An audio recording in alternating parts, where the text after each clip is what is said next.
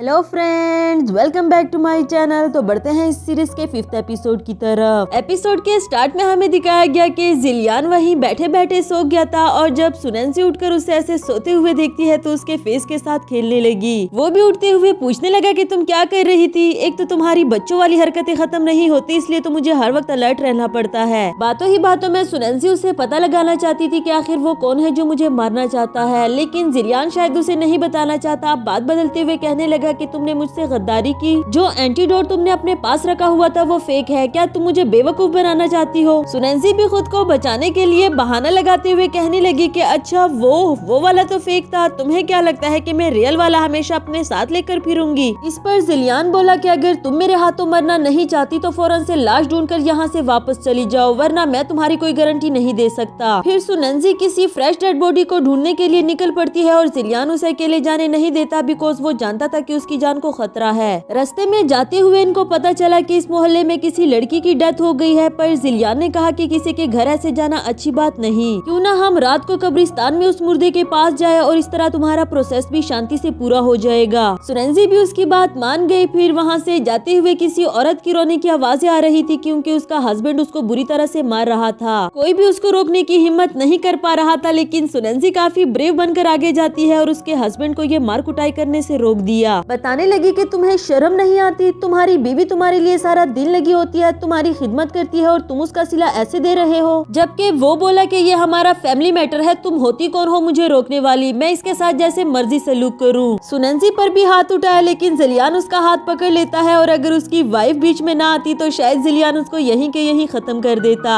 फिर सुनैन्सी उसकी वाइफ को भी समझाने लगी कि तुम्हें इस पर रिले करने की कोई जरूरत नहीं, इससे डाइवोर्स लेकर अपनी अच्छी सी जिंदगी गुजारो। वैसे तो हस्बैंड अपनी वाइफ को उसके साथ जाने के लिए नहीं दे रहा था, लेकिन अच्छी बात ये थी कि एंड टाइम पर वहाँ यो आ जाता है। उसने सबको क्लियर कर दिया कि जिस लड़की को तुम लोग आम लड़की समझ रहे हो वो इस पूरे सल्तनत की मलका है। ये सुनने के बाद तो वहाँ खड़े सभी लोगों का मुंह बंद हो गया और तो और उसने अपनी वाइफ को भी सुनैन्सी के साथ जाने के लिए दे दिया। इसके बाद सुनैन्सी उसे एक सेफ जगह पर ले आई और यहाँ सुकून की जिंदगी गुजारने के लिए कहा, लेकिन इससे पहले जिस लड़की की डेथ हुई थी उसके बारे में कुछ क्वेश्चंस किए। उस लड़की का घर तो पता नहीं लगा सके, लेकिन उसके बारे में कुछ हिंट्स जरूर मिल गए। फिर उसे काफी सारे पैसे दे दिए, जो देखकर जिलियान दिल ही दिल में सोचने लगा कि राजकुमारी जालिम तो कभी भी नहीं हो सकती। आफ्टर दैट दोनों डेड बॉडी को ढूंढने के लिए जाते हैं, लेकिन सुनैन्सी उसका हाथ पकड़ना चाहती थी, जिस पर जिलियान बोला कि मत भूलो मैं तुम्हें यहाँ मारने के लिए आया था। सुनैन्सी उसके सामने काफी चिल्डी शैट करती है और इसी बात पर नाराज होकर वहाँ से जाने लगी। कहीं न कहीं जिलियान भी उसको अपना हाथ पकड़ने से मना नहीं करना चाहता था। फिर उसके पीछे जाते हुए कहने लगा कि तुम मेरा हाथ पकड़ सकती हो, सिर्फ और सिर्फ इसलिए कह रहा हूँ कि तुम्हारी जान को खतरा है, और अगर तुम्हें कुछ हो गया तो फिर मुझे एंटीडोट कहाँ से मिलेगा। रास्ते में इन दोनों का गुजरना एक बाजार से होता है, जहाँ सुनैन्सी स्काई लैंटर्न खरीद लेती है, क्योंकि डेड बॉडी के बारे में तो कुछ भी पता नहीं चल रहा था। फिर रात में इसको ब्लो अप करती है विश मांगने के लिए, जिस पर जिलियान कहने लगा कि ऐसा तो कहीं से भी नहीं लगता कि तुम यहाँ लाश ढूंढने के लिए आई हो।